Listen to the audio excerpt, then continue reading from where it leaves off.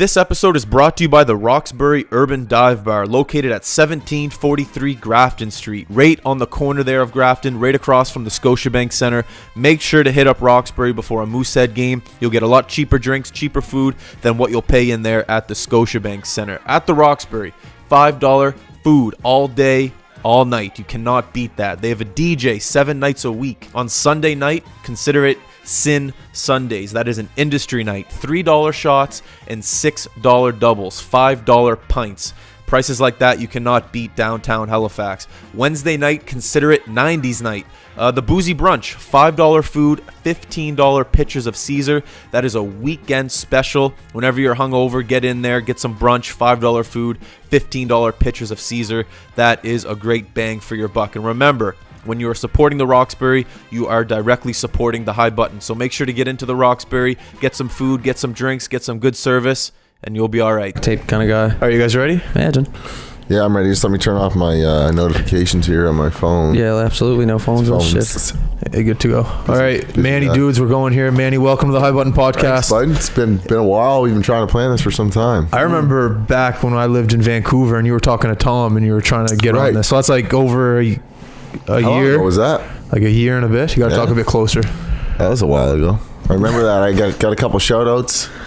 Well, yeah, you had you saw the vision early. Yeah. Well, just because you knew Tom and I early. So that's right. It just seems like such a good drinking activity when you first see it. Like when I first wanted to come on, I was like, man, how fun would it be to just go sit down and get crushed and just talk at the mic there.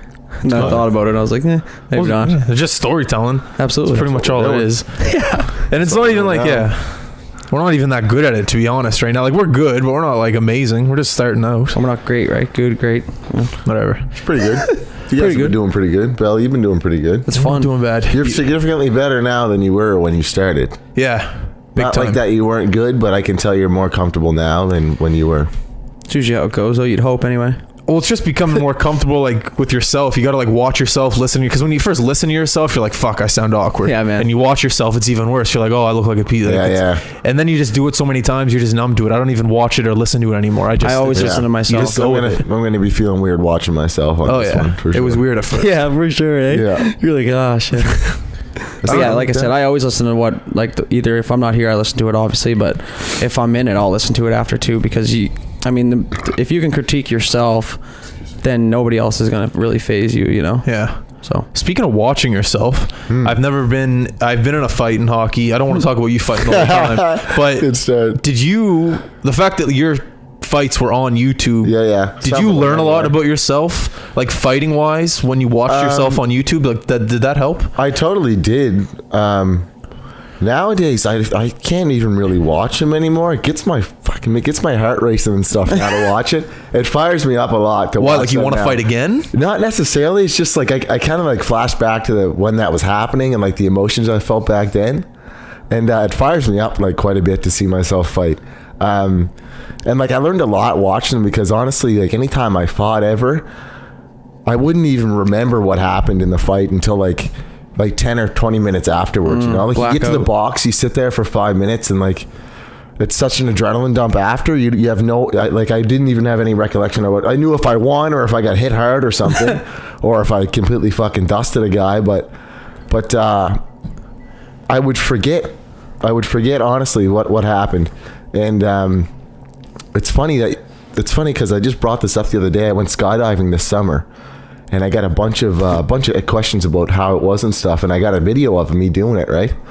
And I said the same thing. It's like it felt like when I used to fight in hockey, I didn't remember it at all until I went back and watched the video, and I actually remember what happened. So it's kind of the same feeling. It's weird, man. That is weird. The adrenaline dump is really. I think it's to protect you almost because it's kind of like a fight or flight thing.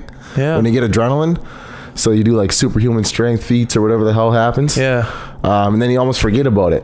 Until it's on tape or something. So well, nonetheless, it's still cool to have on tape so you can show your kids or something one day. And I've got plenty that aren't on tape, but I got a couple of good ones that are on there. do you find nowadays when you're watching your old fight videos, because I watched a couple today in school, and like for me now, to watch, like, obviously there's no videos of me beating the shit out of anybody, but to watch like one of my buddies beat the shit out of somebody, I almost like feel for the other guy now, whereas back in the day I'm like, fucking kill him, like, you know what I mean? I'm like, fuck yeah. But now like it kind of gives me that stomach feeling like, oh my god, like, whew, could like you do that now? That he could be dead after that, but obviously really I know the income, really, but like yeah man, so for me, but now it's funny for me personally, when I watch fight videos I'm like, fuck, I wish I would have fought more, you know?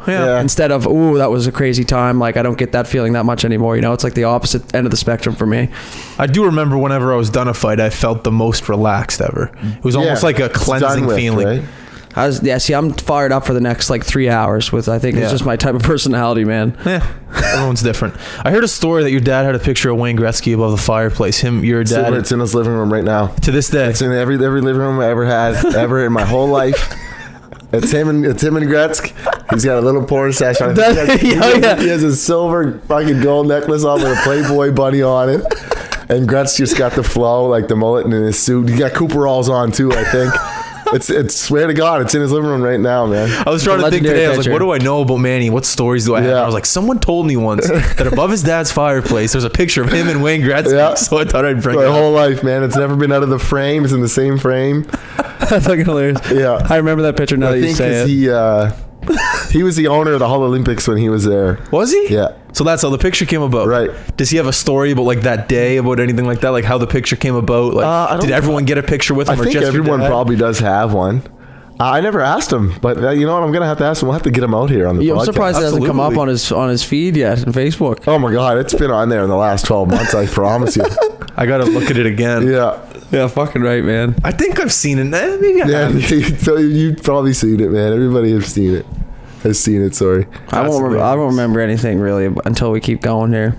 It's just funny that you said Paul, because as soon as you said him, I'm like, oh, there's a fucking road we could go down. Talk about a junior hockey family. Your dad and then 3 sons, all 4 of you playing junior hockey in the Quebec Major Junior Hockey League. I don't know if that will ever... That's weird. I think of like the Sutters, but like I don't know if they all played. And I just think of hockey families. Them were black too, imagine. And black. Wow, I never even thought of that aspect of it. That's definitely never happened. I wasn't going to be the first one to say it. So and especially like when my dad played, that's like, I think I played with like maybe 2 or 3 black people my whole life, right? Like on separate teams. Yeah. I can't imagine what the hell. My dad probably never saw one till he was 20. Jesus, I didn't even think about that. You're like, over my head. Yeah, that's another avenue we can go down. Right? And in the Quebec League, then it wasn't. There was no Mooseheads. It was the Quebec League. That was it. So where did your dad grow up? Spryfield. So then, how did this come about? Where he's in Quebec playing for the Hull Olympic? I think he got drafted by the OHL and the Q. Yeah, I remember back then you could do that. I remember Paul telling us that story before. Honestly, I don't know. He played for the Dartmouth Chevys, which is Subways now. Yeah, and he played junior in Halifax. Jimbo was his coach. Jimbo coached my dad and both my brothers. Never coached me though. No. And Breaker trained my dad. That's how old Breaker is. Breaker. That's a name that Breaker was my dad's trainer and both my brother's trainers too. Breaker was one of the best. Not even trainers. Ain't nobody still out there training. Just the rink guy, man. Yeah, man. Little office under the steps in the Forum. I remember coming up to Junior A, the Lions. You were on the team. Yeah. So nervous going into not even training camp, just like the first game, like whatever it was, with stint with the team, I guess you could say. And Breaker just came up, shook my hand. How you doing, Belanger? Nice to meet you. I'm Breaker. If you need anything, let me know. And obviously you're a kid. You're not going to ask for anything. You're just new to the team. You're not going to be like, can I get a new helmet? You just keep your mouth shut and go with it. Stick gloves. Yeah. And you're happy to be there. And I just remember Breaker making me feel so comfortable. And then watching these young kids come up, he'd almost break your balls a little bit. I think he's in Bridgewater now with Benny. Is he? I was just going to mention I had 2 points I was heading to. First of all was the game doesn't exist without people like Breaker, man. And it's funny how like in the moment you know, I don't give a shit who you are. You think you're the big shot, you know. You don't really take the time to like really appreciate those people of the game until like later on when you're watching it, or like you're just walking in behind when someone breaks their stick at like a SMU game or something. You're like, man, like imagine, because I know in Bridgewater we had Benny. He was a beauty, and like everybody fucking loved Benny, man. I still do when I see him, but like as far as trainer, like he just couldn't do everything. He didn't know everything, you know what I mean? So you really appreciate it when you don't have it. Mm-hmm. So Breaker, I worked with him too at Burgess. Yeah, Burgess. Yeah. He was fucking hilarious. Another guy we should be mentioning here, because all 3 of us, he was our trainer. All 3 of us. Timmy. My dog. Oh my God, are you kidding me? Timmy. I'm literally still best friends with him. He's the man. You still see him? I love Timmy, man. I go to when he was doing with the Max, that's pretty much the only reason I'd go to the alumni game. So hang out with Timmy. Yeah, he's the best, man. Go have a smoke with him or something, times change, right? Always chirping. Yeah. Have a beer with him at Bubba's after. No, that guy's amazing. He was the best though, but he was the type of guy that was like almost another coach. Right. Like if you wrote a line, he straight up told you. It wasn't just that guy like the most behind the scenes. Yeah, he'd give you a beating. You know what I mean? He was there when you got there. He was there when you left. If he held you accountable if you made a mess, or he gave you a couple rules, or the coach gave you rules and he's seen you breaking them. Yeah. I mean, he wasn't gonna be a dick about it. He'd be like, yo, He hold you accountable though. Yeah. I remember that. He's like the parent on the team. Yeah, I always loved Timmy, man. He's the best. absolutely. I haven't seen him for a while. Shout out Timmy. Yeah, what up, Timmy? Is he still with the Max? No. No. I think he's working with a major Bantam team, maybe. I think. Is he? Bedford, I think. I see him. I used to see him at BMO, literally every Thursday last year. No, that was a guy. I remember when you played with the Max, he didn't really have a trainer in Bantam or anything like that. No. And then you meet this guy, like, all right, what's your role? And he's always giving you tape, just always there. Absolutely. Good Not trainers. sharpening skates. He never sharpened the wheels, eh? I can't remember. Remember Stink did it at first. Who stink? Kevin Burgess. Kevin Burgess. I don't know that guy. He's an umpire too in our league. Yeah. Oh, yeah? Yeah, he's But fucking then hilarious. who the hell sharpened our skates? Did Tomlinson sharpen our skates? I'm not sure. There was a skate sharpener place on the top of the form. Yeah, that's must been have like been. 20 different names. Literally since our beginning of hockey, it was John's to start, and It then was it was John's like, forever. Now right? it's been like 6 or 7 different things now. It's even got a newer one I noticed the other day. I'm pretty sure they did ours for free, the Max up there. Yeah, maybe they did. There was pretty something sure. going on, anyways. But we had a skate sharpener though. Just no one knew how to use it. I'm pretty sure Tomlinson Probably. sharpened my wheels once. He knew how to do. He knew how to do everything. Yeah. Yeah, he did. So yeah, let's talk about like minor hockey here. I know you're a Shabukto guy. Yeah. Did you grow up in Halifax, or you lived somewhere else before? No, Yeah, let's get into it. I grew up in Spryfield. Did Klein you? Heights was like where I didn't grow up there. Sorry, like both my parents are from Spryfield. Yeah. So I moved out of Spryfield to Williamswood is what it's called. I don't know if you're familiar with Williamswood, but out by like Crystal Crescent Beach, which is in Sambro. We're like the township before that, like out to Heron Cove. Yeah. Williams. So not many people are familiar with it out there at all, but No. it's I love it. it's about 10 minutes, 15 minutes past Spryfield. Okay. It's on a dirt So it's road. out in the woods, yeah. Because I remember hearing about Manny the first time, like in Bantam or Pee Wee, something young, Right. and just being like, this black hockey player in Spryfield is just tearing through the league. Essentially, he's a grown man, Physically, yeah. and he's just dominating. And you were, I think, a year ahead of me. I never played against you minor hockey. So me and you. Had the opposite birthdays. Opposite, yeah, because Yeah, I'm really yeah. young for my age, I guess, if that makes sense. You're the early birthday. He's the late. I see what Right. you're saying. Okay, You know what I okay, mean? Yeah. It's funny if you don't play hockey, you don't understand that birthday terminology. It's right. People Yeah. don't. It's the hockey birthday. So coming up, you had guidance from your brothers and from And my dad, dad. And we all Talk played. about that, going through the ranks, and then eventually going to the Rockets, right? PEI Rockets Yeah. camp and all that. Yeah. Talk about. Oh, you got something? I was just gonna say I got a question that might help you just lead into that whole ahead, thing. go ahead. Yeah. When you have a dad that's played and your brothers are playing, so your whole house, I mean, you got the Gretzky picture above your fireplace or whatever, so everything you Right. know is hockey at that point. Is that pretty much what you were just like bred to do, or is that something you kind of chose on your own, do you think? Great question.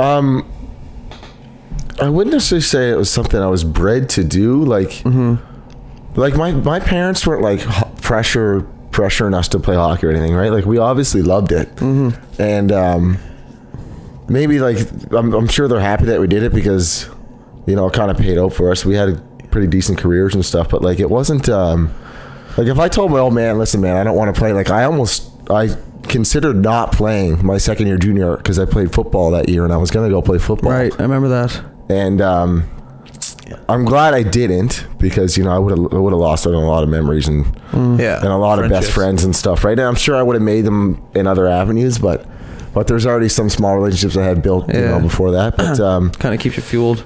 yeah, like it wasn't forced. I mean, I'm sure like now that you say about that picture with Gretzky, like I never really thought about how I looked at that my whole life. That's what I mean. Right? I actually did. I looked at my whole life and I never really thought if that had an impact on it, but I'm sure it definitely did subconsciously for sure. Absolutely, man. Anything you do is I find every day, man, there's things like that I'll say something, I'll be like, Man, my last time I remember hearing that was when I was like 7. When my dad said it, you know. Yeah, that whole picture thing's kind of freaking me out now.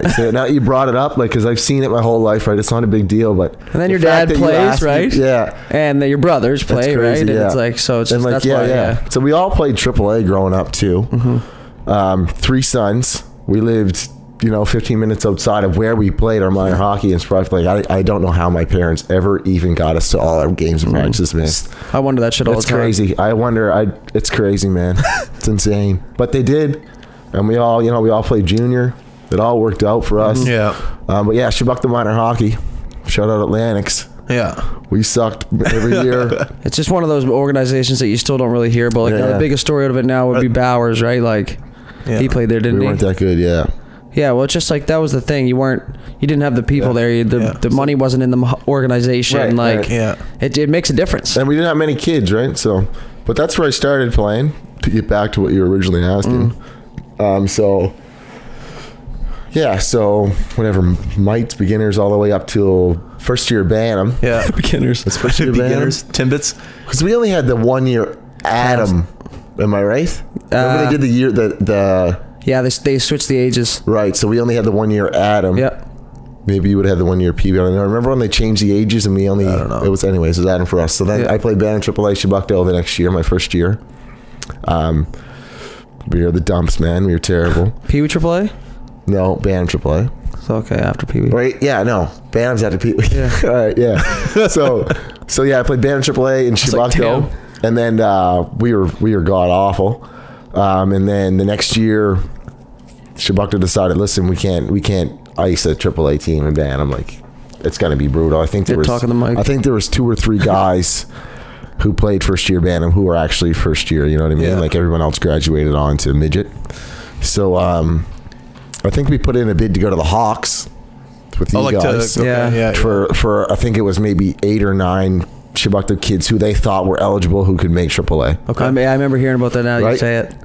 Right, so okay, you keep going. So Halifax said no, probably because the amount of guys you guys had, and you guys are a good team, and you guys can ice a legitimate AAA team, and everybody who's on the ice can play AAA hockey, right? So we were like, fuck, I'm gonna have to play Bantam AA or something. Like in my second year Bantam, the most pivotal year of minor hockey. Everybody knows that. At that point, the biggest year of minor hockey. So then Tassa steps up and say, "Oh, we can take a few people out here." Oh, that's right. I remember that too. So, which is completely insane playing in Shabukta because I can drive 5 minutes to play with you guys in Halifax, or I can drive 30 minutes, 35 minutes, pass through Halifax, and go all the way out to Tantallon. So that's what we ended up having to do.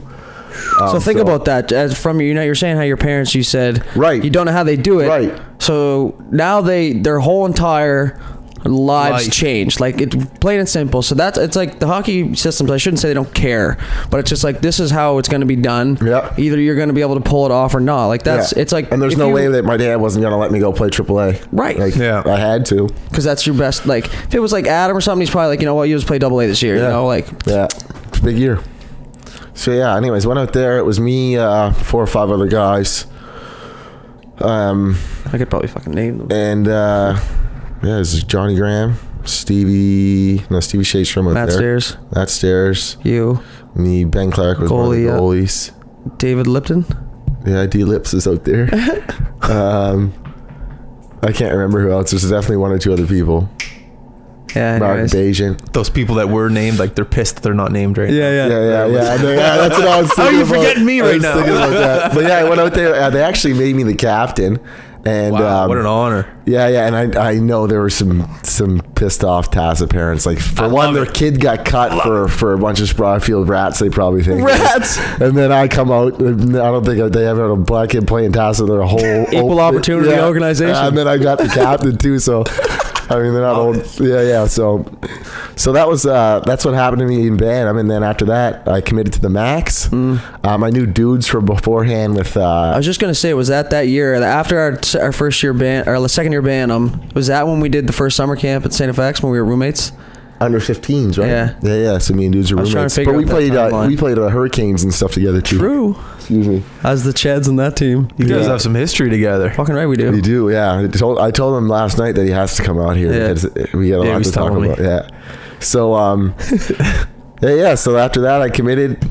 went to Max. The Max. So what was that like? Because you two were the young guys on the Max. Like you got you two, I think Dylan King. Yeah. Maybe another. Because I remember that team being very Sackville heavy, and then you two got Peveril was the coach too, right? And then there's only a few Halifax guys that made it. And I considered you a Halifax guy. Yeah. Just the fact that because you didn't play for Sackville. Yeah. You know, at that young of an age, it's a big deal for these kids to make these major midget teams, and you two were the guys to make it. Yeah. What were your heads like going into that first year with the Max? I'll let you go first, Tim. I was loving it, man. It was it's kind of gives you a little bit of a stepping stone, like into junior. I guess that's what major midget's all about. They have major bantam and stuff now. I'm sure it's probably the same feeling that we had playing back then. But like, you know, you got team tape in there. You got your stalls. You don't got to bring your gear home. That was I remember that not having to bring my gear home. That.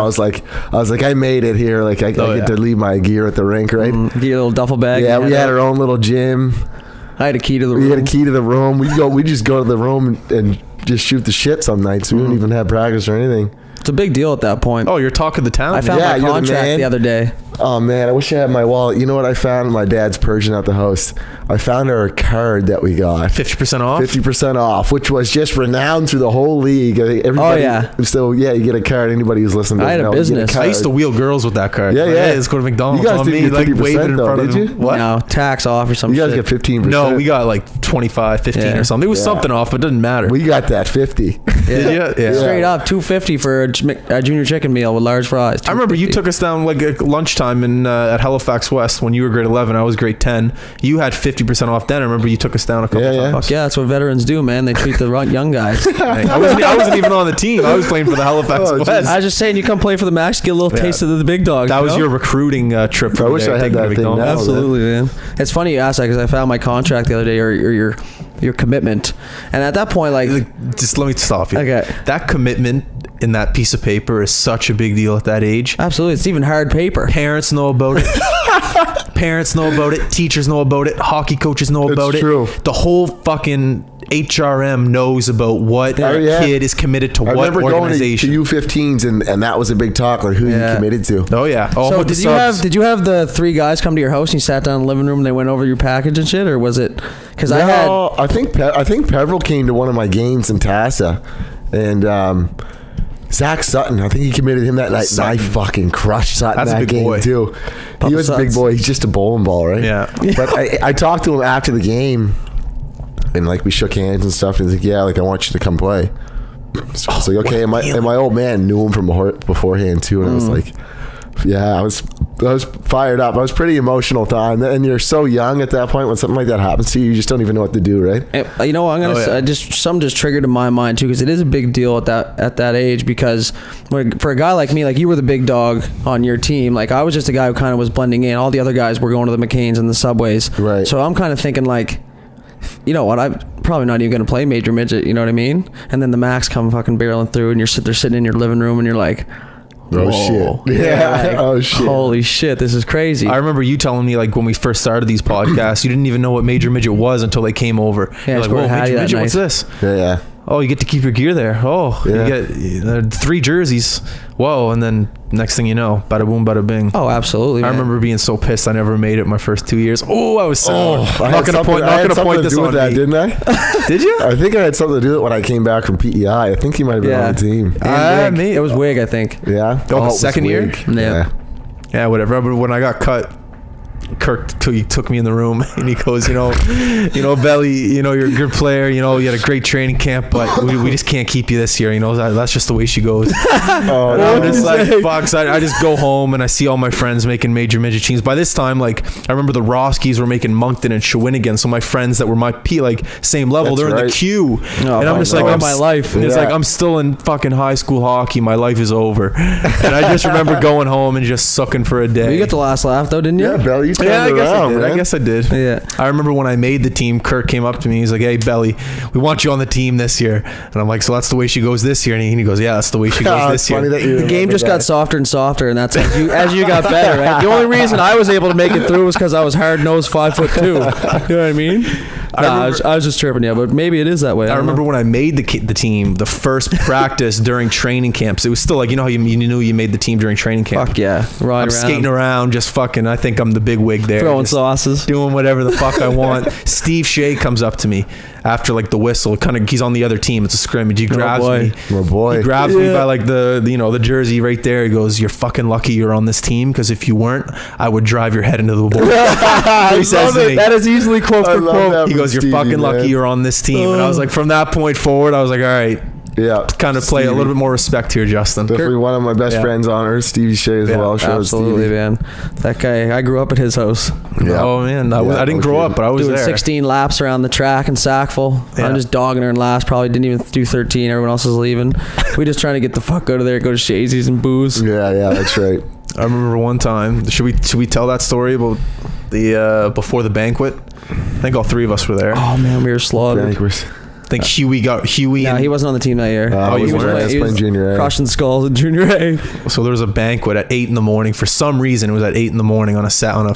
So you guys didn't drink, probably. No, we were sober. definitely didn't drink. Completely sober. Yeah. Anyways, we get there and we were good that year, the Max, right? So all of us won awards, but we're all in the can. And I didn't remember win awards. What? I didn't win an award. You didn't win? Oh, we all won. Huey won. Kinger won. What awards are you talking about? Like the major midget awards. The awards banquet. Awards banquet. Oh, I never went to one of those. It wasn't at 8 a.m. either. It was close, so it might as well. It was like have been. 9 a.m. 10 a.m. It was early. Anyways, we were shit faced. Didn't matter what time it was. We were. Oh man, I remember the tablecloth being all torn apart and like. Where was it at? Oh, God knows. Who knows, man? Bubba Ray's. We were or something. No, it was somewhere's fire weird. hall. It was somewhere's weird because I remember it was snowing. Now that you bring it up, and we all hopped out of Stevie's red van. Classic. I got dressed in that van a couple of times on the road. Speaking of which, Yeah. I like to give you an acknowledgement for getting dressed in the car on the way to a beer league game. Appreciate that. You've now covered that in every league. Yep. I have. Jesus Christ. You got dressed in the van the other day? On the way to beer Yeah, league. when I was late, dude. I didn't know that. I got Carly to come watch me play, which has never seen me play a sport in her life until that night. So she comes out. I dressed in the car. I'm going to tell a full story, can I? Because there's just way more element. Yeah. Okay? There's a lot more to this I'm story. sitting in the back of the parking lot, pre-gaming, as we call it. And 6 o'clock, it's a 6:30 start. Manny, boom, phone rings, Manny. What's up, man? Hey, man, what time do we play? The game wasn't at 6:30 originally, in my defense. It was at 9. But we had, anyways. 6:30, he just goes, fuck sakes. And he's like, all right. I'm like, so we're chatting. I'm like, so you're probably not coming, whatever. I give him the gears a little bit. And I'm like, we'll deal without you. He's like, all right, man, cool. Like, fuck you, Boom, Will. hang the phone up. Hang the phone up. We get a message in the group. It's like, Carly's driving. I'm getting dressed in the van. I'll be there. We're all dying, right? Like thinking, skates and everything? Oh yeah, I put my skates on and there weren't skate guards. There were socks. I wrapped socks and I was getting dogged walking in the front door. Little kids are pointing at me and shit. Oh no! But it was funny because I didn't think it was that random for you. We had gotten dressed in your dad's tiny little pickup. You know the trucks with the halfback seat? Yeah. Well, we were on I think your old door. man like just overslept or some shit. We were out in Williamswood. We had a game in Tantallon. Overslept, yeah. Right? Yeah. And so we had to get dressed in the truck in Major Midget. Yeah. And you want to talk about frustrating, man. Our gears getting mixed together and like obviously the size is different, but when it's all beat up gear It's all like in one getting dressed in the seat. Yeah. It's frustrating. And then it makes you think like, how was this the norm at one point? Yeah. You know, getting dressed at home and wrestling to the rink. Yeah. I think we had fucking pretty decent games that game, if I remember correctly. Yeah, I do. Those are when you have those great games, you always have a weird preparation before. Something always goes off. Yeah. Like, you know how like when your hockey players are very superstitious? Yeah. You what's play the okay. superstition? Yeah. What do you do superstitious for hockey? I still tape my socks the same. I do everything Left the same. thing first the same. Left foot skate. I think I do things the same, but I don't know. Like, I've just done it so many times. I just know it's the same. I don't know what it is, but I know I put my right on first, my everything right, but You'll know if you mess it up. Yeah. yeah, exactly. Yeah. You just know. You know what to do. The only You don't difference even now think is I don't twice have as about much gear as I did then. Yeah. So there's not as much to put on. You once your skates are tied, you're done pretty much. That's it. You just put your jersey on elbow pads. Yeah, sometimes not even elbow pads. I want to talk Marauders a little bit. I feel I feel like the boys would be upset if we didn't. Yeah, oh man, we got to bring up Marauders. We got to bring up Marauders. Yay.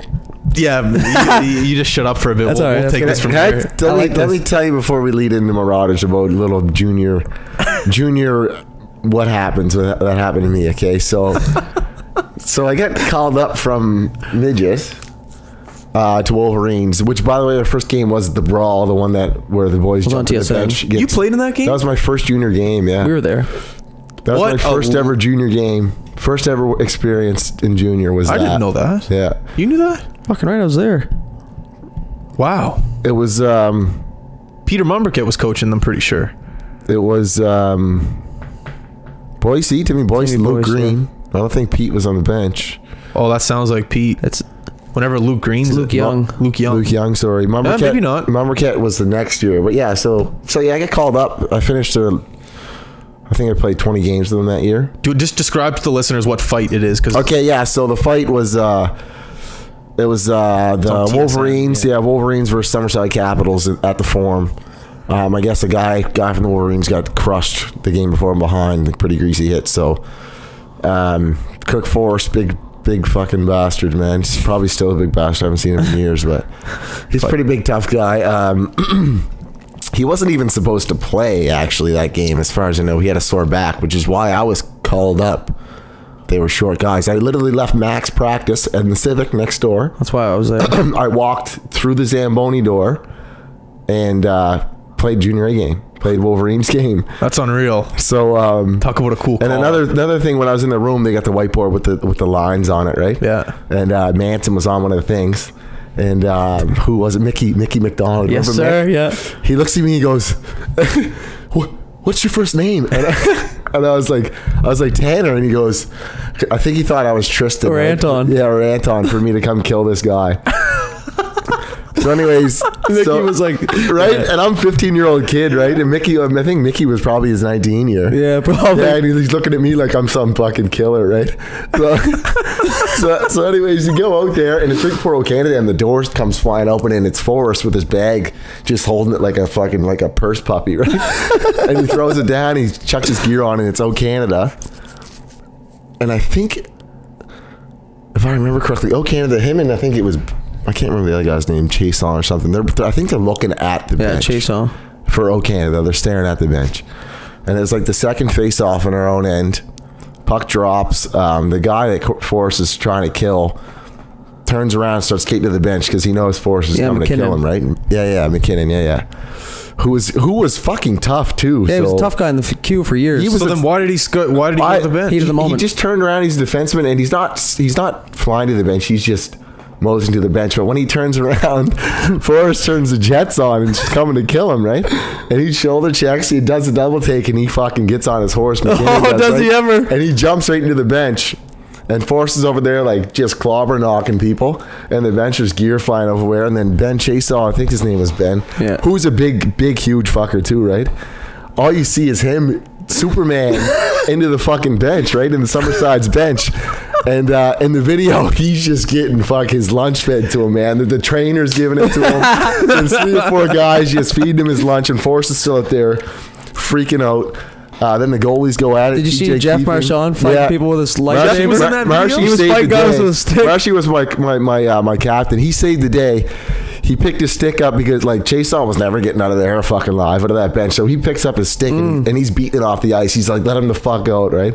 So just shout out Jeffy for saving the boys for that one. They thought he was going to slice their heads off. Yeah, so what are you doing while all this is going on? So I'm on the bench, yeah. So back to me. And in the video, you can see me in the back. The video quality's a little shoddy because it was like, it was like 8 or 9 years ago, Nokia right? flip phone. Yeah. So I'm on the bench and I've got my red little helmet on, cage. I'm like 170 pounds at this point, right? I'm not a fucking big kid at all.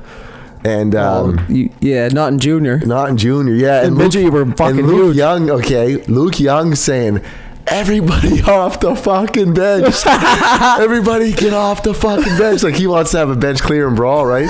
And I'm like this. I'm like, not a fucking chance. I'm not going. My dad told me about this shit in the 80s, man. He said it was fucking a nightmare, right? So I'm sitting there, and he's freaking out, and like my heart's racing, and some people are lagging over the bench and shit. And Scotty T was on the team too, and he was lagging over. And then Timmy Boyce is like, I could still see his fucking tie flying around. He was like, sit the fuck down, everybody sit the fuck on the bench. And I was like, thank fucking God, right? Because I didn't want to have to go out there. Dude, I was scared in the stands. Oh, it was crazy. Yeah, that's it right there, man. Watch my... Oh man. Yeah. So who just jumped in there? That's Chaseau. Trevor Carmichael. He was a stud. Look at this. Look at Marshy. He comes over and saves the effing day, big tie. Lola. Yeah, there he is there. The goalies are going. It was because Fulton got crushed from behind, I think. Man, there's a good TJ Keepin. So, hey, you know the goalie was getting smashed? How do they have so many angles of this fight? Well, yeah, Because everybody had their phones at that point. That was Johnny Knows. Yeah, Belly. So the goalie fighting there was Doomer-esque. Remember, he played with us. Oh, yeah. So he must have been young there. Yeah, he's getting his lunch fed to him. Can you see you in the fight at all, or on the bench? I'm on the bench. You might see my little red helmet. You got the Max helmet on still? Yeah, I left practice. Max practice. You literally had your gear on still. Yeah. Did you change your socks? No, they had the same ones. I wore my game socks for practice. They had the same socks. Yeah, the white same ones. colors. That's farm team, bub. Yeah. I was an AP that year. I didn't play any games, but Oh, yeah, there's Jeffy there. Saves the day, picks up his twig, let him the fuck out, or you're all dead. You're all dead. And they're like, all right, let him go. Jesus. Yeah, good times. So yeah, that was my first junior game, by the way. Look at Zip Buddy. He just hops back over the boards. And away he goes. One of the most historical junior games. It's number one on SportsCenter, man. Is it still number one? It was for multiple Trip over the countdowns. stick. Man, they got a good crowd back then. Compared to what we had. We had shit. So yeah, that's my first junior game there, Belly. Oh, I think I saw you. Yeah. He's probably Maybe they gave me a Right black helmet there? that game. Has he got the grater on? One. No, I'm down towards There the he is, right right there in the middle. Yeah, I'm leaning Go back. down. I got a cage on. Yeah, black helmet. Video quality's yeah. I think they gave me a black. Boom, right there. Oh, in the right middle. there. Yeah. Yep. There you are. The dark We face. gotcha. Yeah. That's I knew. Yeah. So yeah, so Wolverine. Sorry, it's like that was my first junior taste, right?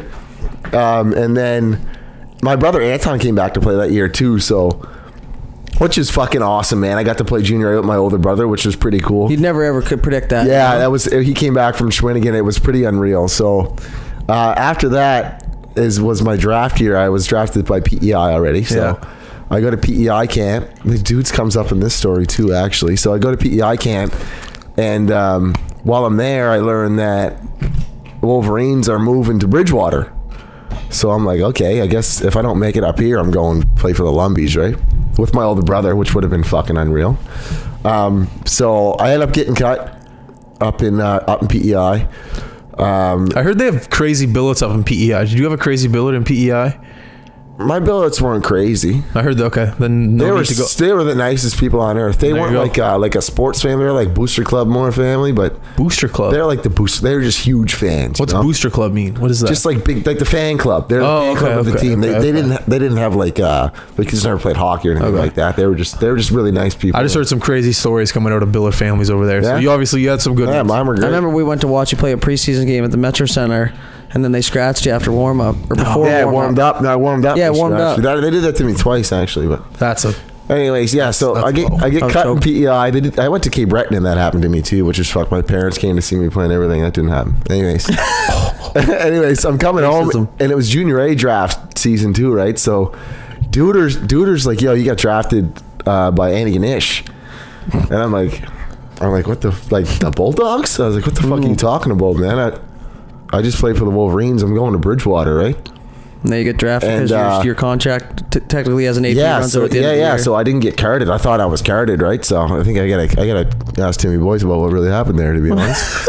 So, anyways, I get drafted by Annie Ganish. So I played for the Wolverines. Get drafted by Annie Ganish, which then I think in a week's time or two, probably it turned into the Lions. Yeah, because the Halifax was turned into Bridgewater. They were taking the team out of Halifax, but then Andy Ganesh was getting ready to fold, so they were taking that team and putting them back in Halifax. So Wolverines, So nobody knew where anybody was going. Annie Ganish. Now I'm Halifax Lion. And we 48 hours. What did we play? 2 years. Lions. 2 years there. And then we were turned to Marauders. The Right? shipbuilders. So. Oh no, yeah, the Marauders over. So to that's four junior squads technically I was a part of. I never got cut. I never got traded once. Yeah. I don't know what else to say about the Marauders because the Lions were great. Troy was a great coach. Yeah. Yeah, you guys. Fans started to die down a bit. We didn't really have a good fan base. You guys had good players though, man. Remember like Chad Locke. You guys had like Lenny. Ben Clark traded played for there. As Locke. much as I hate to give Who Ben was Clark that credit. guy who was really good, but I fucking hated him? It was Locke. Oh yeah, he hated No. you too. Oh yeah, we hated each other. Brennan. What's his last name? He was nasty. Oh, he was insane. Oh, Best, nasty. I think one of the best players I've played with. Him ever. and remember Frank from Bridgewater? that's what I was just They gonna were say, best Sean friends. Frank. Yeah. Brennan. What's his last Fuck. name? Maybe it's the best that we don't know his last name. No, I just saw him on Facebook the other day. He the worst stride in hockey. He couldn't skate for shit, but he would dance from one end to the other. Couldn't get the puck from him. He was one of those. How do you describe him? You don't. There's nobody. I've never seen anybody play like him before. I remember I got 5 points in one game. They were all assists, and it was just me giving the first pass to him. He got 4 goals in one game, and then the other goal was like DeLosa, I think. And the guy made me look incredible. He's one of the best players I've ever played with. Yeah, I remember he was like almost 2 points per game, and then we wouldn't let him play playoffs. Remember he was? Yeah, we cut him. Yeah, he's a bit of a cancer, I think, in the room. Is what the boys thought. Bit. Yeah, a bit. I guess he was. Yeah, if he's putting up 5 Genos a game, if he's he could be holding a gun to people's heads, and I'd be like, I know. I wish he played. I liked him. I thought he was hilarious. Yeah, I always say that too. That Sean Frank was probably the best player that I ever played with personally. Like on the ice with Sean Frank. Sean Frank was from Bridgewater, who was best buddies with our guy, Brennan, whatever the fuck his last name was. Dude, retarded. Sorry, I shouldn't say that. I remember. But ridiculous. The reason why they cut him was like, if you called Troy's bluff, he would. Because I remember him calling him out, just being like, if you keep this up, you're out of here, and don't second guess me. God love Troy for that. And Troy was just like, all right, you're our best player, but you're fucking gone. I was supposed to come to you guys that year, or that's what Jimbo said anyways. Yeah. At deadline day. Yeah. Travis Hall. Yeah. Bullshit. Man, some memories are coming back right now. Yeah, but he spit them out. Some memories are coming back. I want to go way back to when we were roommates at under 15s, because that's like that's a big moment. Like you said, it's major midget. We're gonna jump right back into the hard stuff here. Major midget. That's right out of Bantam. So then you do that top 96 or whatever at Cole Harbour Place, and then you're kind of like, okay, top 40, man. No, 40. 96. That's in the summer. Oh, first one at Cole Harbour Place is like everybody, and that's like pretty much everybody that is getting a sniff of major midget for the most part, right? The odd like high school guy and shit. There's a couple of dusters. And then they pick there. 42 or whatever, 40 to go to Antigonish. And then that is like, that's my first ever That's where you get treated like a pro. Real experience with like a roommate. Yeah. With like being on a schedule, being on a meal plan, being at a certain place at a certain time, going to seminars, going to lectures, and then a game. off ices, shit like that. Like that was grueling shit. Now that you think about it. So that's what I mean. So this is my point of this story. Is for me at that point in my life, I wasn't very like social. You know, Yeah. I just kind of was like, I guess an introvert is the term. But But like we knew each other. I know it's crazy now, right? But we knew each other kind of. So I'm walking in, Dad drops you off. You're nervous as fuck. Like I don't care. You're walking in. You're like, man, I got a roommate. It could be literally anybody. Oh yeah, I remember a big anybody. Relief. There's a big sigh of relief when this happened. And then you walk in the room, and I look at the name tags on the bed. I find my bed, Matt Doodle. It says under 15, but it's a tag. You're like, wow. And I look over to my bed, and I'm like, or the other bed, I'm like, whew. I look down, it's Tanner Manson. I'm like, are you fucking kidding me? I'm like, woo! Like, fuck yeah, man. It ended up being the best week ever. Because, like, you just roll with them, right? Because you're on the same team, you're on the same group, you're roommates. Man, roomies. You know what I mean? But you're going to, like, meal hall. And, like, you're eating breakfast. Then you're going back to grab your shit. And then you're going to practice. And then after practice, you have a team builder. And then from team builder, you go to off-ice training. And then off-ice training, you go to the rink to play. Yeah, they treat you like pros. It's good times. But it's crazy. But you're a 15-year-old kid, right? Yeah. So that's the point, I think, in your life where you're like, okay, maybe this is for me. Yeah. You know, if you're ever doubting at that point, because there was a ton of kids there. Like I can remember guys like Ronnie Broman.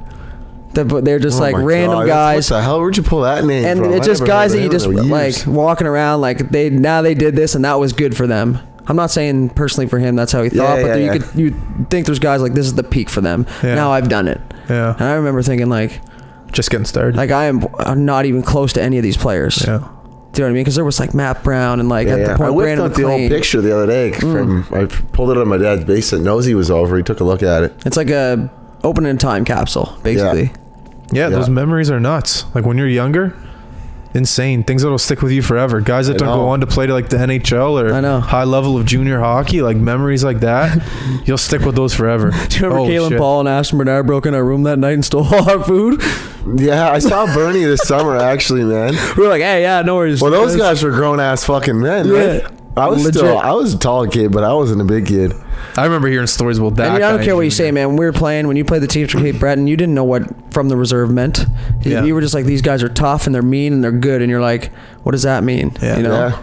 Yeah. And they were, man. But they were super nice guys. They came in, they're like, oh, we're just hungry. Oh, fuck yeah. I shoot the shit with Bernie anytime I see him still. Kalen Paul played in our beer league a couple years ago.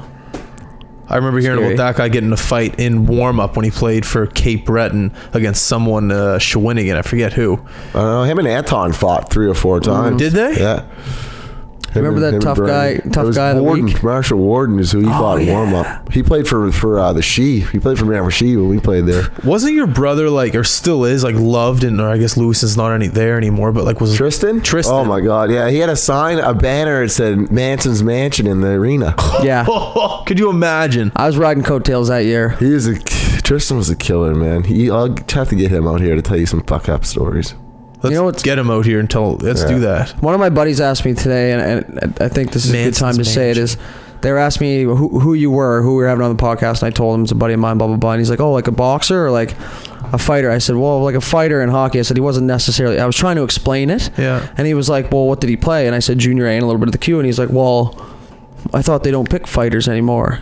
So anyways, you try and tell him what the difference in time is, right? Yeah. But it's like, for me, it was like, well, now I realize you're obviously just more than a fighter. I knew that before, but now it's more into realization now, because you don't get to just keep moving on, you and your brothers specifically, if you just can't simply think or play the game. Yeah. You know what I mean? Like Anton was the most skilled out of you guys as far as flash. Probably Tristan was probably the toughest. You probably just got a little bit of everything. Yeah, I agree. You know what I mean? I agree 100%. Which is crazy, because like I said, I rode coattails. I've been in the Manson house for deck ball and deck hockey, and getting smashed. I'm going to say something about Tanner that probably a lot of people don't know. Completely different sport, lacrosse. You, my friend. Oh yeah. Right. I'm pretty good at lacrosse. I'll say it. I know how to play the game of lacrosse. You are good at lacrosse. I played against some world-class players, competed against some of the best in the world. I swear to this day, one of the hardest people to compete against is you. Defend. Appreciate that. There were times in junior and in senior lacrosse playing against him, whenever he was matched up against me, I remember going back to the bench being so frustrated, because usually when I'm out there, I can usually run around freely, pass, shoot, score. I can do it is difficult. I'm not saying I'm amazing, but I know how to play the game of lacrosse. But whenever Tanner is matched up against me, nice. I'll give him the benefit of the doubt, man. In my head, it's like, fuck, I'm gonna have to compete right now very hard in order to get around him. I like hearing that. I wish I played when I was young, because I didn't. If you ask, I remember in junior coming back to the bench, it was a playoff game. Yeah. And you were matched up against me. I remember coming back to the bench and screaming at my teammates saying, someone get Tanner fucking off me. Meaning someone pick him so I can come around him and do something. And I remember going back to the room, the coach comes up to me, he goes, Belly. Well, you were the guy, right? If they needed a big goal, that was you, right? And I remember I couldn't do anything if you were on me. So I remember going back and our coach just going, Belly, we can't get him off you. He's stuck to you. He's too big. You're going to have to get him. You're going to have to do it.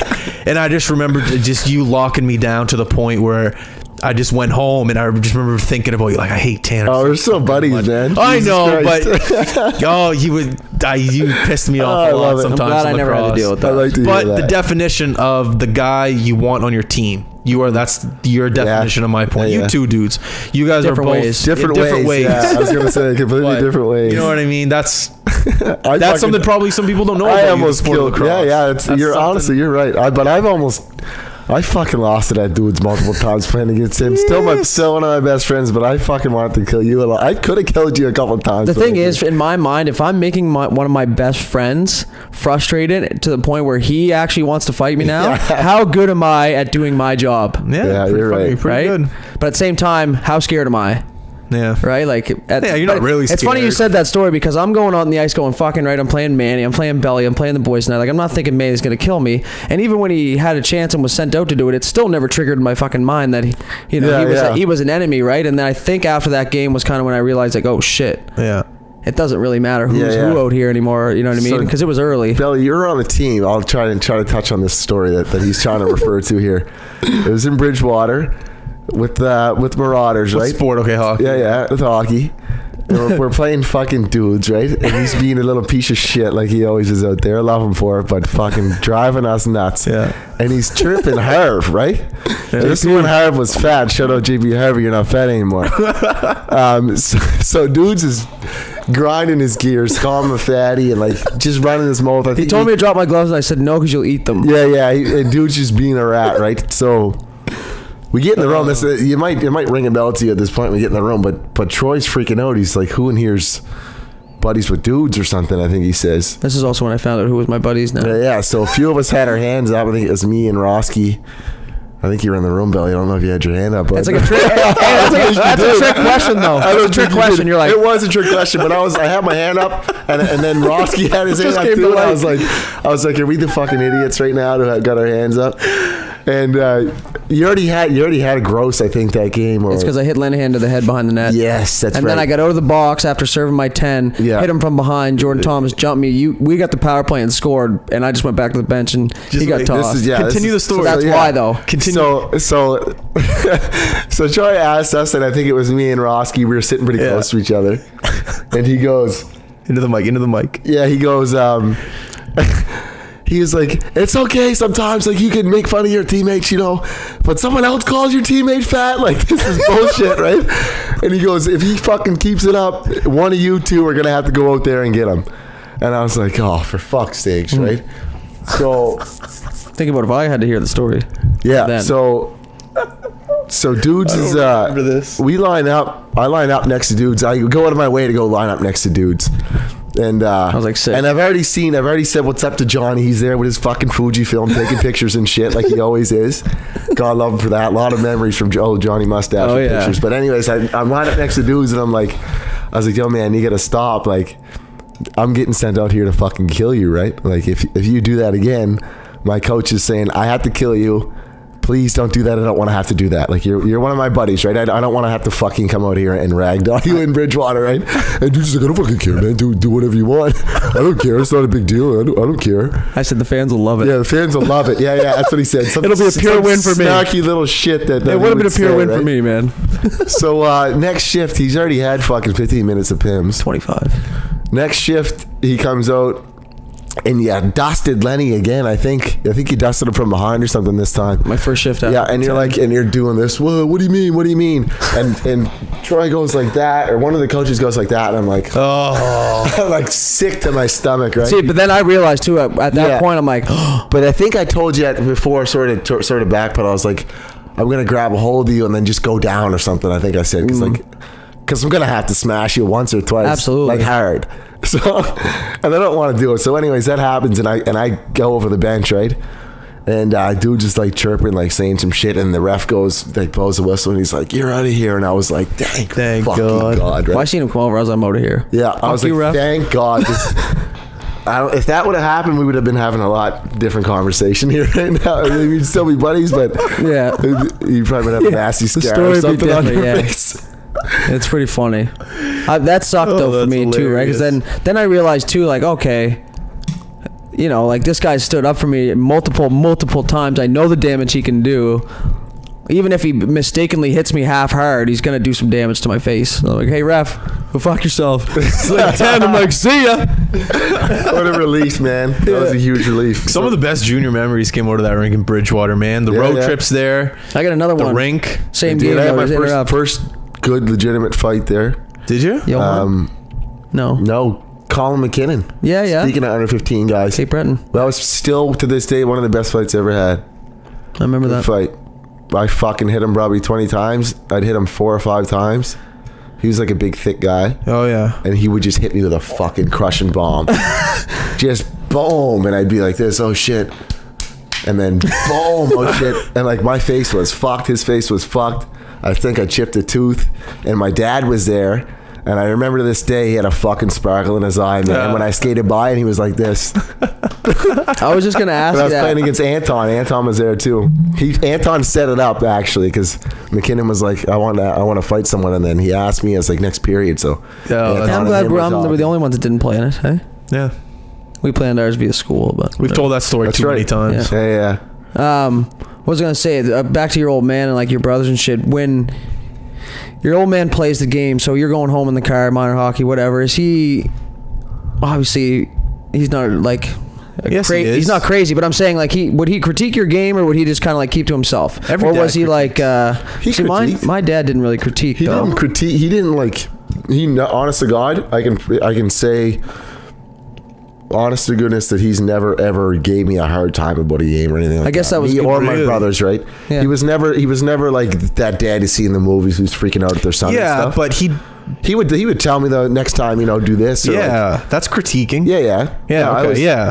They never pressured me at all. Me personally, I can't speak for my brothers, but I can almost promise you that that's never happened with any of us. So at what point in your career unless you already knew this, but does your old man sit you down and say, like, this, obviously black people in sports or even in hockey at that point, it's like, slim to none. You said it yourself. Well, is he telling you, like, okay, you're probably going to have to be this symbol on the team? Like, you're probably they're going to assume you're a fighter, because I know when you're a big guy, they assume you're a fighter. I know we went through it with Cameron, but when you're big and you're black, I'm going to say it, they just assume that that's what you're going to be. No, I know that. So does he have that talk with you, or is that something you you grew into because you watched your brothers go through it as well? Yeah, kind of. I kind of just grew into it. It's not something that that really dawned on me, really. That's good. I know people definitely thought that, and well, they were right, I guess, but yeah, but like my old man's adopted, right? Not many people know that, but I don't have any black family, right? I didn't know that. I don't have any black cousins or anything that I know of. I knew that, actually. Yeah. I just never said anything. My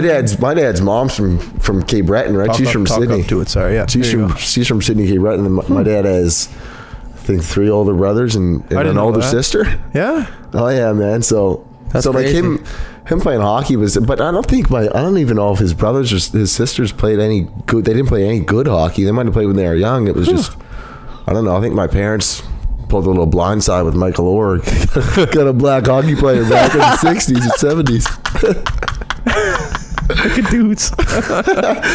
But yeah, so being black, it wasn't really, and it's weird to say, it wasn't part of my upbringing being black, I guess. I don't know how to explain that. That means it's good coming up through hockey. There was never that pressure for you to have that on your mind. Yeah, no, I never did. So that's good. Well, yeah, it'd be pointless if you did.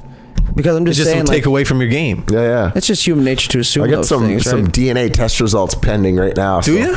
So my girlfriend got me ancestry kit for my birthday, right? That's when you know you're getting old, buddy. Curious though, right? What do you got to give? Blood, sweat, hair? It's spit. Spit? You spit in this vial and you send it to Dublin, Ireland, and they send you an email in 8 weeks or something. I'm having a reveal party, so you guys want to come? Can we film? You want to film? Dude, I would never be more honored in my life to know where you're from. Yeah, me too. I'd love to know. That's cool. Of all the comments and things I've said over the years, now I'll actually get to know. Yeah. That would kind of be weird too. It is kind of weird. Like, you could be from Detroit. You could be from LA. That's like, you could be from any. You sound like my old man. That's not how it happens, man. Listen, I told my dad when I got it, right?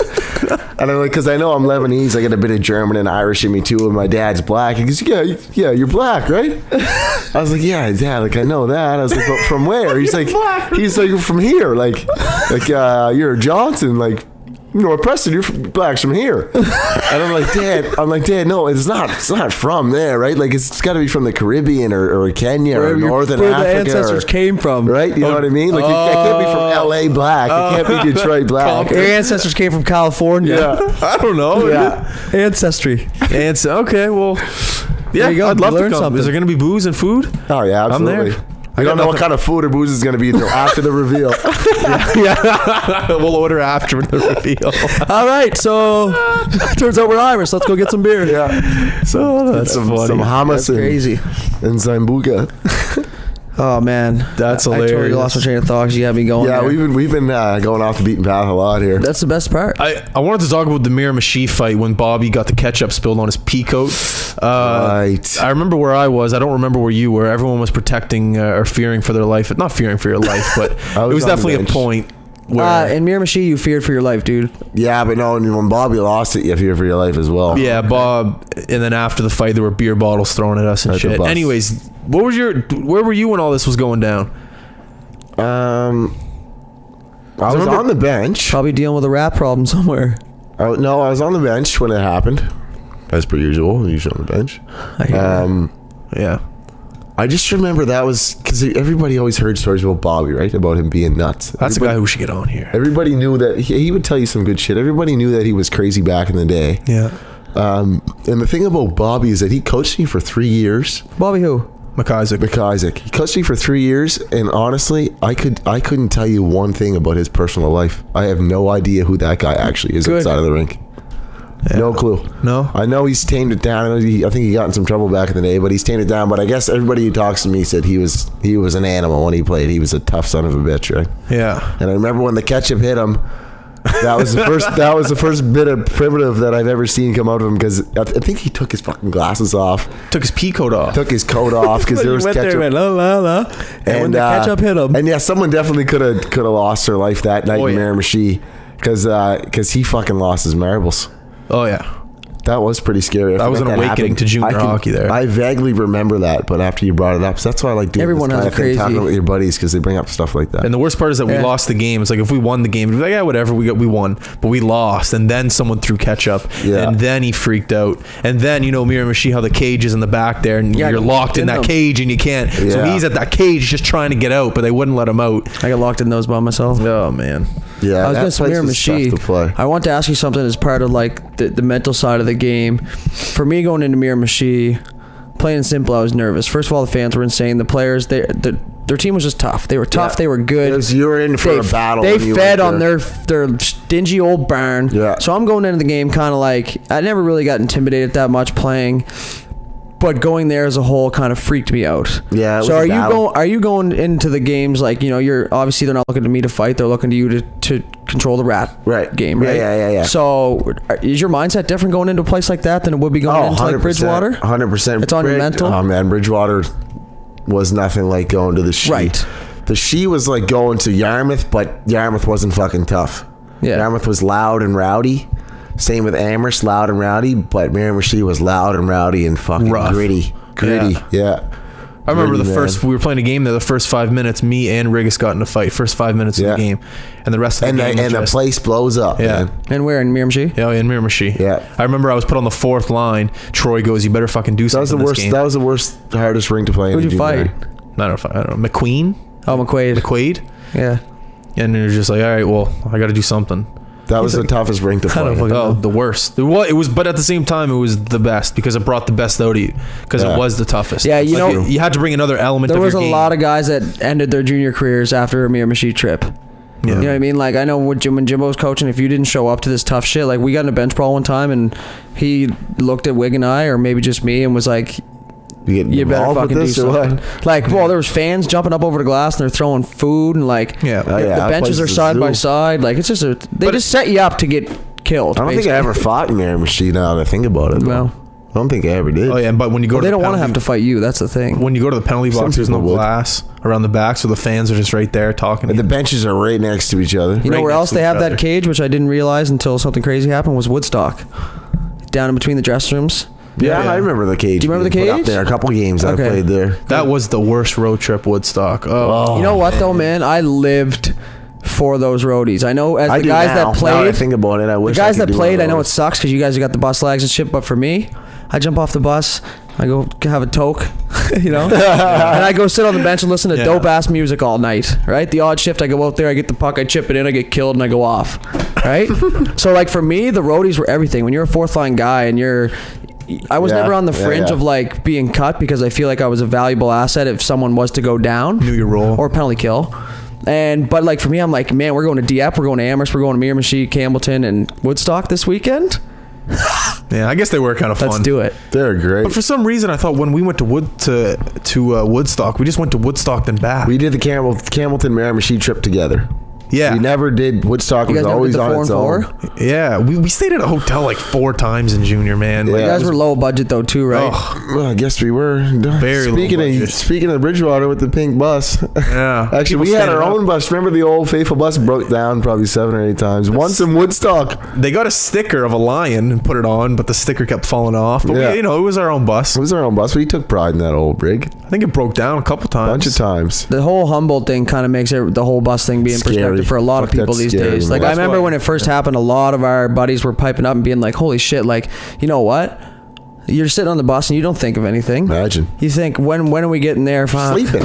Yeah, like, or whatever. Right? Well, no, because it was like 1 o'clock in the afternoon. They were going for a 4 o'clock game, and it was really close. So they're all you know that feeling. They're up, they're ready, they're in their suits and ties. That's why it was so relatable, because everybody knows that feeling. It's like going to Bridgewater for a 45-minute drive. Exactly. So like, and that's a big part of the year is going on the road with your teammates. It's playoffs. You know what I mean? Huge part. It was playoffs too. Yeah, huge part of the year. Yeah. Hey boys, we're on an hour here. Unless you have anything else you want to bring Let's up. do another one.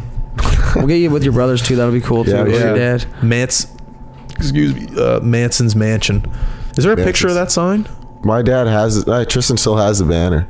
Oh, it's a banner. It's a man. banner, like that big. That was when that Farrell shit came out. Remember? Yeah.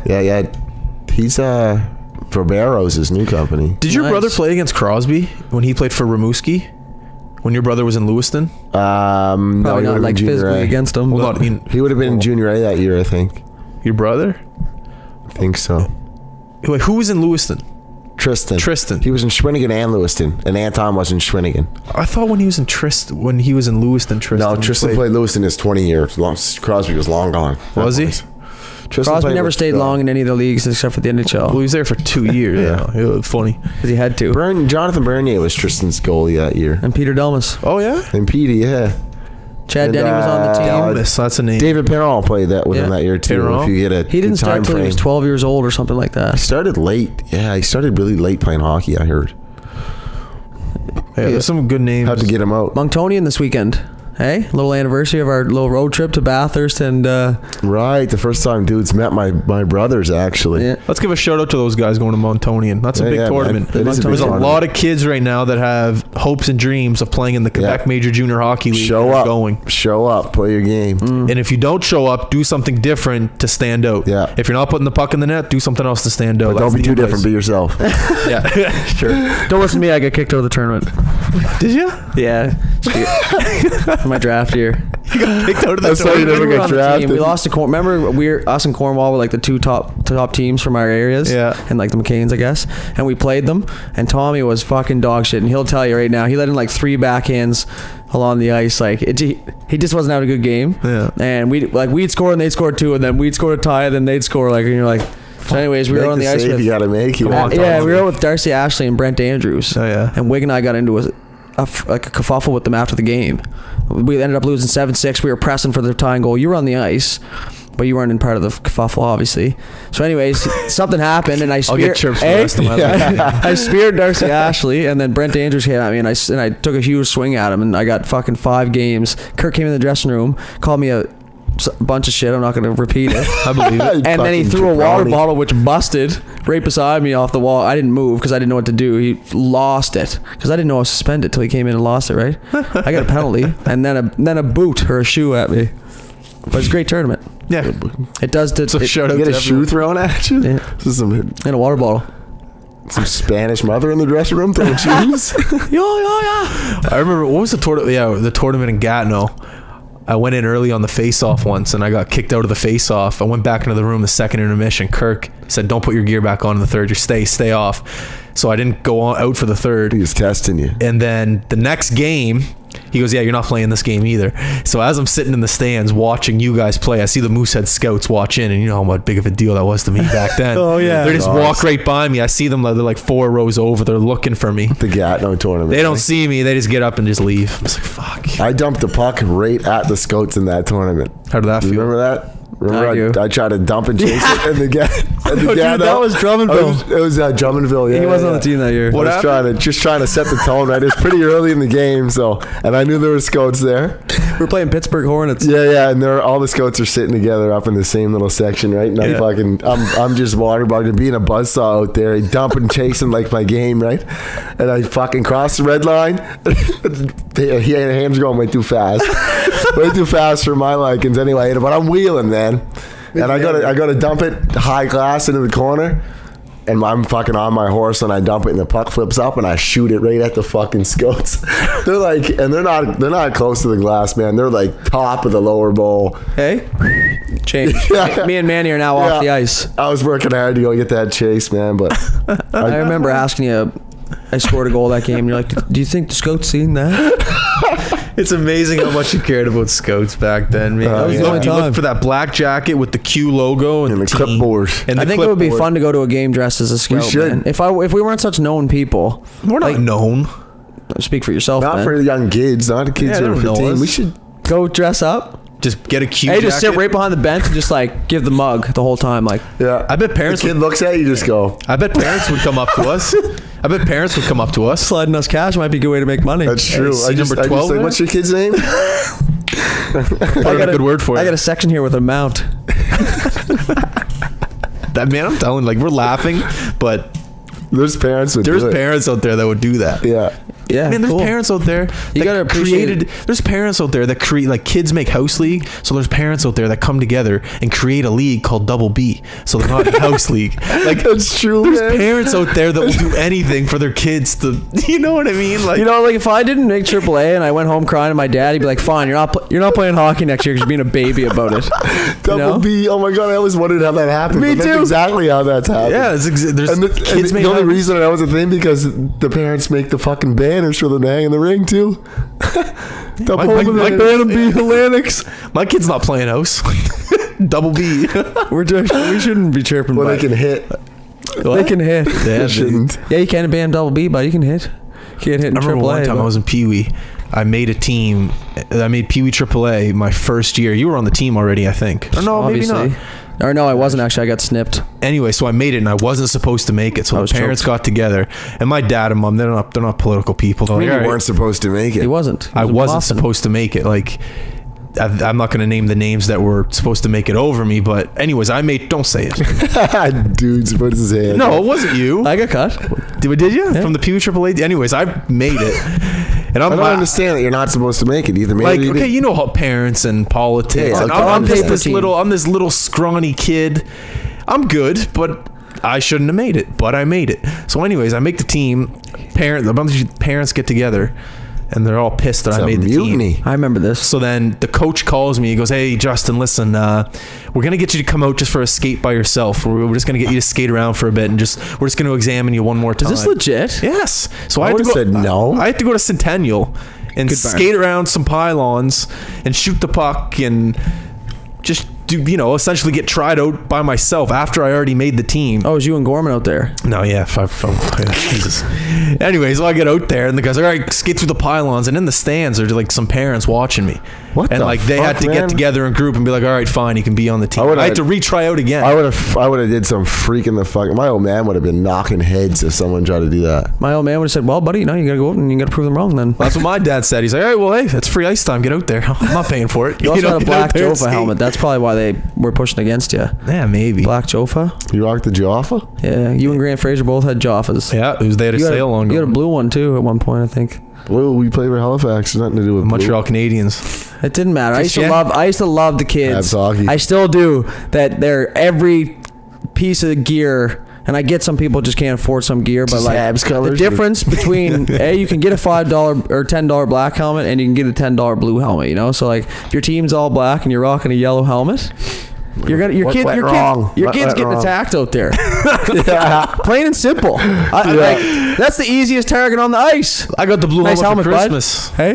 Yeah. Nice helmet, bud. What do you mean? Well, your whole entire uniform's red and black. Did you ever get made fun of like the gear you had on? Oh, Absolutely, yeah. my entire Oh, yeah. mission, everything. That's why. I had the Mission skates. I had Mission shin pad. And there was- the first pair of good skates I ever had were Tristan's first pair of good skates he ever had from the Q, and he gave Reeboks. me 8Ks. Yeah, the silver and black. 8K. Tristan went to Q camp with Missions, white Mission skates.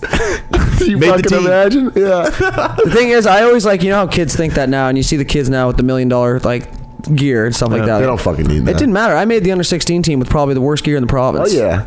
You know what I mean? A stick I could barely lift off the ice. I remember I was in tryout when it was like Pee Wee or AAA. It I was got my first one piece at under 15s. I got in a fight in the hallway. That's probably why I made it. But anyways, we were in tryouts, and this kid, I was at the face-off. He goes, "Hey man, do you want to do me a favor right now? Just break my stick. Like I need a new stick. This is some rich kid, right? Just break my stick for me." I'm like, "You sure?" He goes, "Yeah." Let me just steal it from break you. it off the face-off. So he's like, "All right." So I just broke his stick right off the face-off. sucking you into two. Yeah, no, I didn't get two. He just Let me broke it for steal him. your stick. No, he's a lefty. So what? Break it Sell with a it. blade in it. No, I did that my whole life. Yeah, Tudor used. The point is, you don't have to have good gear to be a good player. Was our point? No, of course not. Not when you're young, anyway. It's actually better. They make fun of your gear, and then you make the team, and you're like, well, your gear didn't do much. Oh, that was the biggest chirp. Like, they make fun of your skates, and you're just like, well, I'm wheeling past you, fellas. Because I had the big 8,000 helmet about my stick at one of our games this year in beer league. Yeah, people. And then Nosy forced me to buy his. Wait till we play Sackville. You want to hear fucking? Have we played the best team yet? I played with all those guys. We don't play ourselves. Ooh. We just did play the best team last week. They were missing 2 of the big dogs, though, boys. Whatever. Who cares? Stay humble. But yeah, imagine getting chirped in beer league. You're missing some big dogs too. You're the man. Thanks. I'm having a great time at that beer league, man. I like the fact that it's Sundays. Yeah, you shake off the week with a little sweat, a little hang out with the boys. I hate that it's so far away, but I like playing with you guys again. It's great. And it's funny too, because you're playing junior and all that shit, and hockey's kind of dwindling away from you, and you're like, fuck, I wish we still hung out with all the boys. We all played with each other at some point. Yeah. It's a good league. It's fun. And it's something I want to just continue to do till I'm old, man. We will. You know, I don't want to. We'll wait till we're all 30. There's a 30 and over league, and it's just a float pass league. Yeah, we'll roast it. Stretch breakout. It's not that long. It's not that far away, dude. You think about it. No, I know. I'm pumped for it. I'm not.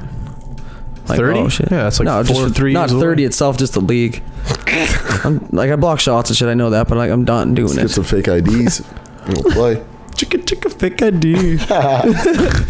All right. This has been fun. So did you have fun? You had a good time? This is great, man. I have a lot more to talk about at some point, so I could come back here again.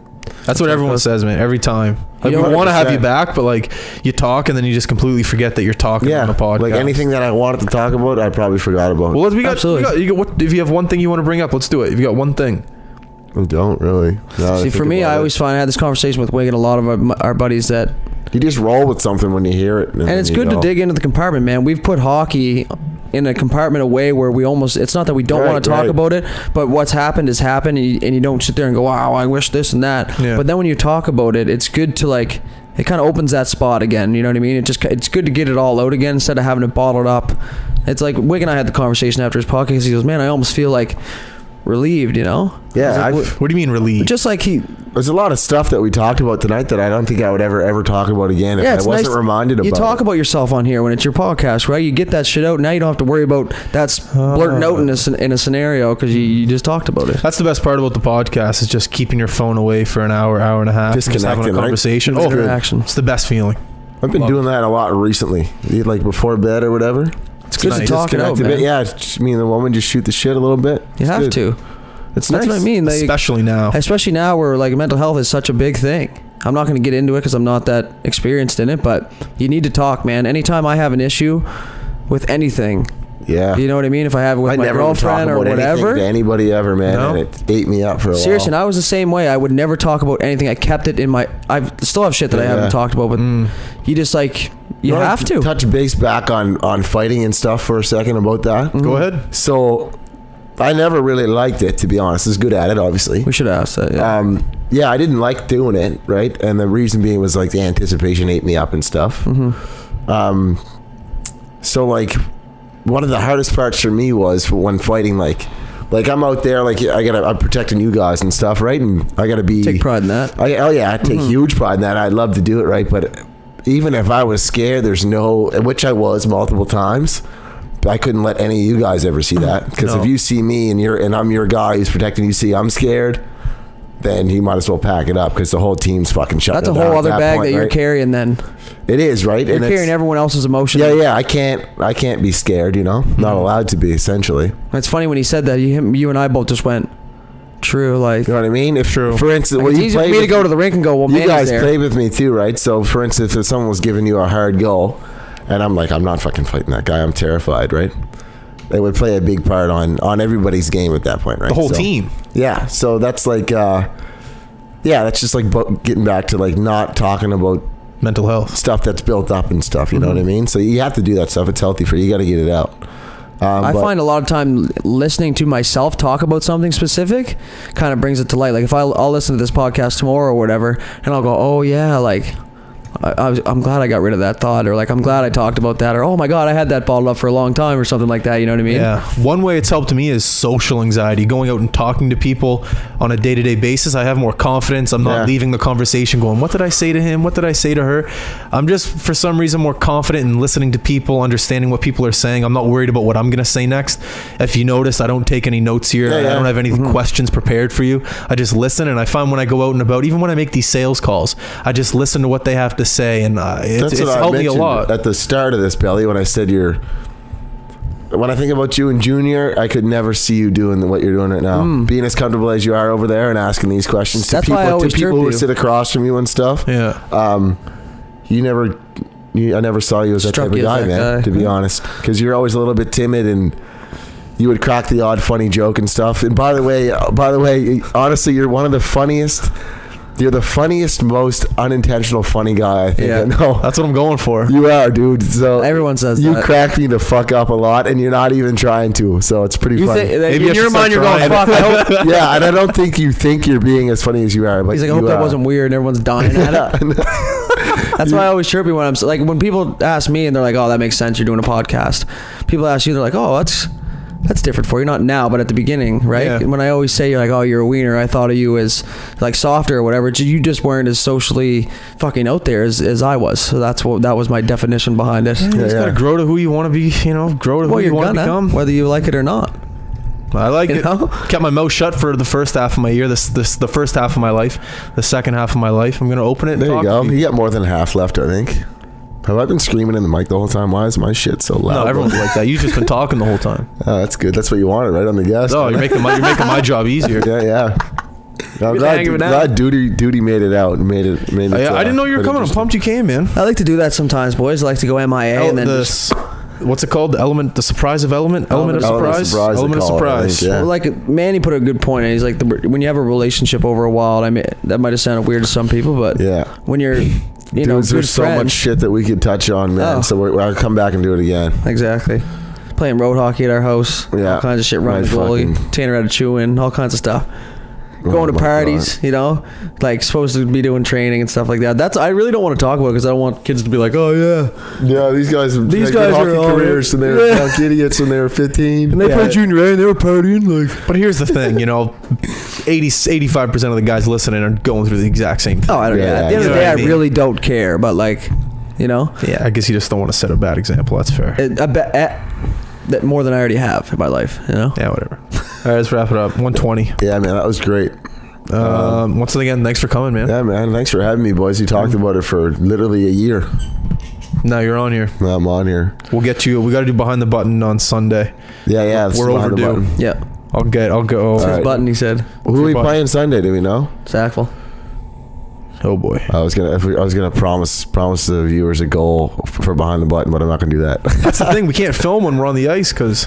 Well, we can. We got a film guy. Well, we can interview me after, and we'll just pretend that I scored. We'll work it out. We'll do it out. All right, I'll score on Sunday for the viewers. Love it. All right, Manny dudes, everyone listening, High Button fans, I appreciate you. Manny appreciates you. I do. Danny, dude, I just like Danny. Dudes appreciates you. Captain Manny.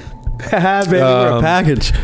You know what I'm trying to say. Once again, thank you very much to all of you listener, fans, consumers, whatever you want to call yourself. Make sure to go to all of our social media outlets, like, subscribe, comment, Instagram, Twitter, Facebook, YouTube, iTunes, SoundCloud, all that good stuff. The Roxbury, go there too for food and drink. Plug away. All right. Also, you forgot to touch 100,000. Oh yeah. What? It's 100,000 on we have 100,000 downloads. We reached it for the past year on SoundCloud. Okay. So that's great. It's a huge accomplishment for us, but I was talking more for the fans. More for the fans, yeah. So for the podcasts, I never listened to them until I listened to the High Button, and now I listen to them every day, all day. Yeah, so once again, thank you to the fans. Like 100,000 downloads on SoundCloud. To be quite honest with you, when I first started this a year and 6 months ago, I don't know how long ago it was, I wouldn't have think we even would get 1,000. So the fact that we got 100,000, I'm humbled. I'm very happy, and it just goes to show you that you can do anything you really want to do. Just put your mind to it, focus, work hard, and you can do something cool in this world. Congrats. I'm not saying that this is, but I'm trying. So it's never too late. This is pretty cool. Love it. All right, we're out, guys. Have a good day. Thanks. Peace.